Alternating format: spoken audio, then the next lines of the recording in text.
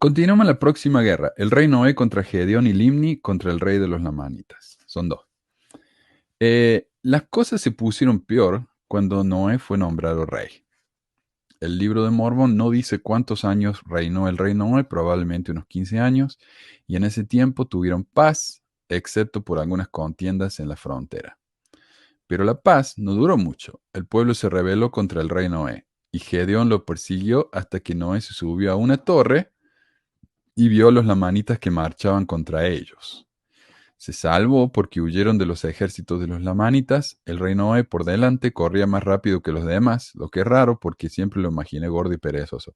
¿Y por qué lo imaginamos gordo y perezoso? Porque así lo hace el libro de Mormón. El malo, el nefita malo, no podía ser negro, entonces era gordo, lo cual es necesariamente malo. Eh, a ver, el rey Noé murió a manos de sus súbditos y su hijo Limni fue nombrado rey en su lugar. Ok, Limni. Limni llega a un acuerdo con el rey de los lamanitas, que probablemente se llamaba Laman, ¿sí? Pues todos se llaman iguales, y le paga un tributo a cambio de que no lo maten. Los lamanitas aceptan, ya sabíamos que no los iban a matar, los muertos no trabajan. Y tan sanguinarios y asesinos que son, no matan a nadie. La siguiente batalla es por un malentendido. Los sacerdotes del rey Noé, que se habían separado de los nefitas, se robaron 24 chicas lamanitas y el rey fue con su ejército para ajustar cuentas con el pueblo de Limni. Pero luego de una batalla donde los lamanitas no pudieron ganarle a los nefitas, en serio, ¿cómo pueden ser un pueblo tan salvaje y al mismo tiempo ser tan malos peleando? El rey de los lamanitas pacificó a su pueblo y luego de un tiempo encontraron a los verdaderos culpables de la desaparición de las chicas, a los que no les hicieron nada. Totalmente ilógico. ¿Cuántos murieron por esta acción? Y el rey de los lamanitas no solo les perdonó la vida, sino que hizo a Amulón, el líder de los sacerdotes del rey Noé, un reyesuelo entre otros nefitas. Completamente absurdo. Claro, en vez de castigarlos por lo que hicieron, los premió. Luego de esta batalla hubo tres más, y es la primera vez que el libro de Mormón cuenta cómo los ejércitos nefitas toman la iniciativa de pelear contra los lamanitas y pierden terriblemente. Logran liberarse de los lamanitas huyendo con Amón hacia Zaraemla, el enviado del rey Mosía, no su hijo Amón, que todavía no se lo menciona en la historia. Así que sí. Muy interesante eso. Y uno tiene que pensar, ¿no? José Smith escribió este libro. ¿Por qué puso eso? ¿Por qué puso que los lamanitas fueron tan buenos contra los que le robaron a las chicas en vez de castigarlos? Los podría haber hecho más malos, pero no. Tenemos otra guerra, Amlisi contra los nefitas. La siguiente batalla que se relata es un levantamiento Es rebelde. que A ver. para Smith no era tan malo.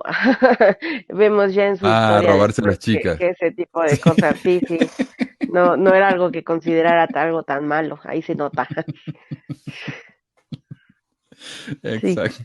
Eran lo chicas venía nomás. O anunciando. sea, Sí, claro, pues si solo son mujeres. Uf. ¿qué importa? Vamos a la guerra civil nefita. Dice, vamos a alterar un par de guerras. Los lamanitas no querían que a sus gobernantes los dominara la religión nefita y fueron a la batalla contra los antinefileitas, pero no pudieron ganar. Los antinefileitas se dejaban matar y los lamanitas, no importa cuán salvajes y sanguinarios fueran, no pudieron matarlos a todos, no tenían corazón para matar a sus hermanos y compatriotas. Cuando los antinefileitas se establecieron en la tierra de Gersón, en el territorio de los nefitas, los lamanitas los siguieron y lucharon contra los nefitas, muriendo decenas de miles. Los lamanitas fueron derrotados otra vez, pero no dice por qué fue la batalla. Tal vez los lamanitas habrán intentado rescatar a sus hermanos antinefileitas, a lo que ya le habían agarrado cariño, ¿no? En el, era el año 15 del gobierno de los jueces, o el 76 o 77 antes de Cristo. Vamos a Ay, pasar a yo la... recuerdo cuando leí el libro de Mormón, esa palabra de los antinefileitas, la primera vez que lo leí se me hizo tan absurdo. Ya después te digo, como una solita se va haciendo coco wash, pues ya como que te vas Coco familiarizando, Wash. ¿no? Sí, sí, A mí pero, me resultó raro ese nombre, porque dice, ajá, no, anti no, significa a sí, favor de. No sé. ajá, es como, no tiene sentido. O Mm. sea, así como todo, ¿verdad? Pero eso todavía suena más así. Sí, sí recuerdo que sí me hizo ruido, que fue así como, qué pedo. Pero Pero bueno.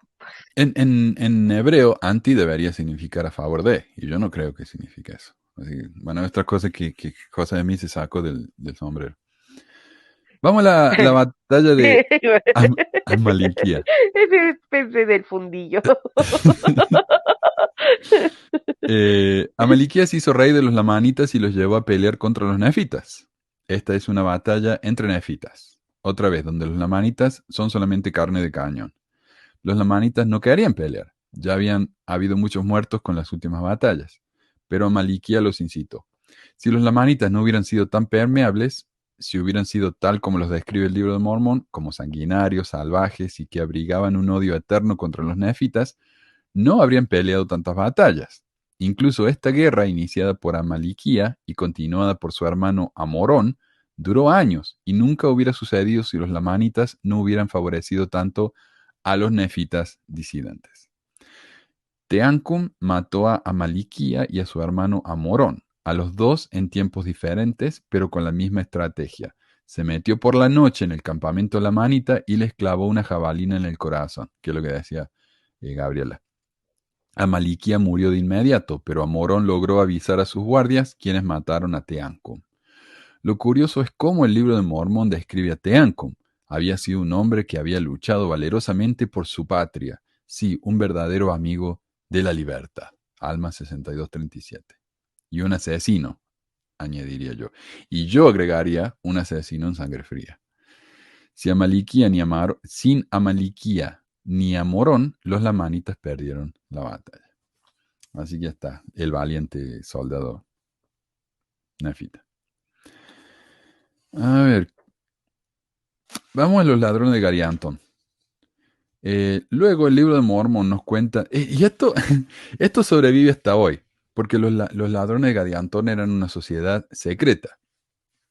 Y hoy en día, los paranoicos mormones, que no son todos, hay un grupo de mormones que son muy paranoicos, eh, conspiranoicos, creen que, por ejemplo, los Illuminati eh, o el Deep State, ¿cómo sería el Estado profundo que realmente gobierna los Estados Unidos? Porque no es Biden ni Trump el que gobierna, hay un Estado profundo, que es una organización secreta que gobierna. Son organizaciones secretas como los ladrones de Gadianton. Entonces son ladrones de Gadianton modernos. ¿Ok? Entonces este concepto sobrevive hasta el día de hoy.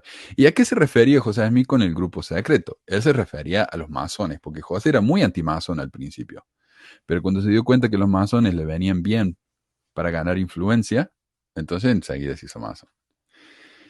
El libro de Mormón nos cuenta de que había cada vez más batallas entre los propios nefitas. Con tantos disidentes no sé cómo quedaba gente que fuera nefita. En particular la banda de ladrones de Gadiantón. Aunque no se aclara quién era este señor, qué hizo o por qué quería tanto dedicarse a ser ladrón. Me encantó eso. Según Gelamán 2.14, fue la ruina del pueblo de Nefi y el responsable del final libro de Nefi, de donde Mormón sacó su resumen y hoy conocido como el libro de Mormón. En estas luchas internas nefitas solas lograron que los lamanitas lograran una ventaja sobre los nefitas, quienes ocuparon la tierra de Zarahemla en la época de Moronaya, el hijo de Moroni. Y los nombres, se regasto. Mira, 600 años después tienen los mismos nombres. Los ladrones de Gadianton son derrotados. Finalmente su caudillo, Gidiani, medio italiano era, murió en el enfrentamiento y colgaron a Semnaria, su sucesor de su árbol, de un árbol. Cuando los nefitas vieron el cadáver del jefe de los ladrones, se regocijaron. Pero este no fue el fin de los ladrones, porque resurgiría luego en el año 244 en la era de Cristo un nuevo grupo que se llamó a sí mismos ladrones de Gadiantón, quienes lucharon contra el pueblo de Nefi, provocando más disensiones y divisiones, lo que llevó a su destrucción total en la guerra contra los lamanitas en el 400 después de Cristo. Así que está, peligrosísimo estos ladrones, que en realidad no parece que eran tantos ladrones sino revolucionarios, no sé, me parece a mí. Sí, eso mismo pienso yo, que eran revolucionarios. Y no sé, estaría bueno hacer un análisis específicamente de los ladrones de Gadianton para saber de qué miércoles se trata esto, porque Eso a mí también me llamó la atención cuando era chico y leía el libro de Mormón. Digo, pucha, estos ladrones de Gadiantón nunca roban nada. Se la pasan peleando nomás. Así que el nombre, no sé. Eh, Batalla final entre lamanitas y nefitas. En la batalla final, los nefitas son exterminados. Mormón explica que la causa de su no puedo hablar, destrucción fue que rechazaron a Jesús. Esta razón no tiene sentido, ya que después de la venida de Jesús, los pueblos lamanita y nefita se unieron. Durante unos 200 años fueron el mismo pueblo. Las relaciones familiares fueron las mismas y tenían todo en común. Y también, como decía Gabriel, es raro esto que Dios destruya un pueblo entero nada más que porque rechaza su doctrina o lo que sea. Me parece un poco tirano. Y también lo que hablamos la semana pasada. A veces Dios obliga a la gente a hacer algo y a veces no le importa. Espera que la gente se una con su voluntad a Él, como decían, ¿no?, los demás fe. Eh, los primeros que apostataron fueron los que se autodenominaron lamanitas. Y unos años después, otros nefitas se rebelaron y se llamaron a sí mismos ladrones de Gadianto. Qué originales que son, por favor. No está muy claro si a los ladrones se les bronceó la piel, pero a los nuevos lamanitas sí. Ah, la pucha. Moroni dice, ya no hay sino lamanitas y ladrones que existen sobre la faz de la tierra. Eh, la única diferencia entre los diferentes bandos era que los nefitas apostataron último. Eran todos igual de malvados y todos rechazaron a Jesús. Así que Dios favoreció a unos mientras destruía a otros. Es un absurdo enorme. A menos que Dios fuera cruel, especulativo, vengativo y nada parecido al Dios misericordioso que nos describe el libro de Mormón a cada rato. Pensar que el propio Jesús destruyó a los nefitas porque lo rechazaron es cruel y segregacionista. Es un genocidio. Eh, Pero pues es con lo que se la pasan, mm, amenazándote, ¿no? Cuando dejas la iglesia, que eventualmente te va a destruir. O sea, esa es la clase de Dios en la que crees. y las imágenes que usan son imágenes violentas. O sea, si te vas de la iglesia es como irte del barco, te vas a ahogar en el mar. Es una muerte espantosa. O sea, una muerte asfixiándote, tratando de sobrevivir en el mar, es un asco. Pero esa es la imagen que todavía usan, sí. Sí. Así que, viste, David, vos decías que cuando uno abandona a Dios nunca lo destruye, al final lo destruye. Lo cual es muy inconsistente, porque esto tendría que haber sido lo mismo desde el principio. Pero a veces te Claro, eso es lo destruyen, a veces que, no. eso es lo que yo decía, que por qué a los lamaníes fueron los primeros de que disidentes, no los destruyó Dios directamente. Hubiera podido mandar, no sé, un meteorito o algo, y chau, la manita, y entonces nadie más se hubiera salido de la iglesia, nadie más se hubiera rebelado en contra del Señor. Pero sin embargo Exacto. los dejó irse, y después aparecieron los ladrones de Antón, y también los dejó vivir, porque vivieron, incluso los nefitas fueron destruidos, pero los ladrones no. Entonces no tiene ningún sentido. O sea, el hecho de que los nefitas hubieran sido destruidos, yo pienso que fue mala suerte y no. No, muy, muy inconsistente todo esto. Es como que portarse mal en la iglesia mormona es una ruleta rusa. O te destruyen o por ahí estás bien, ¿viste?